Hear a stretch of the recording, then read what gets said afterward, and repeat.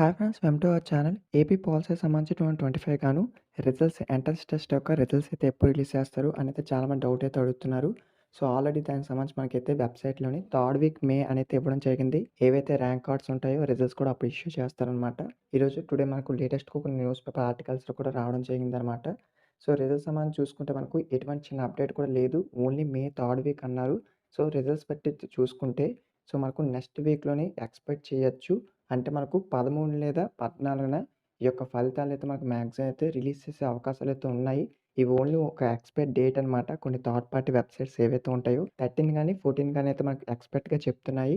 అలాగే నెక్స్ట్ చూసుకుంటే ఈ యొక్క పాలిసెట్ ఏవైతే ఉంటాయో ఉమ్మడి ప్రవేశ పరీక్షలకు సంబంధించి అయితే మనకు 13 లేదా 14 అయితే ఫలితాలు విడుదల చేస్తారని కొన్ని థర్డ్ పార్టీ సైట్స్ అయితే చెప్తున్నాయన్నమాట.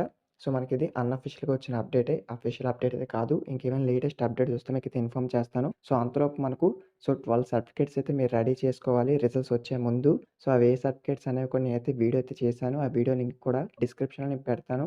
సో అంతలోపు ఆ సర్టిఫికేట్స్‌ని రెడీ చేసుకోండి. తర్వాత నెక్స్ట్ అప్‌కమింగ్ వీడియోస్‌లో పాలిసెట్ కౌన్సెలింగ్ సంబంధించి ఇంపార్టెంట్ అప్డేట్స్ అన్నీ కూడా వరుసగా వస్తూ ఉంటాయి. సో సబ్స్క్రైబ్ చేసుకొని ఫాలో అవుతూ ఉండండి.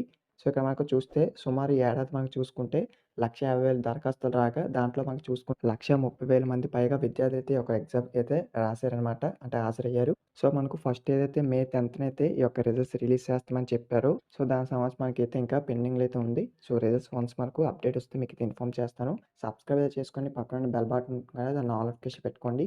Thank you.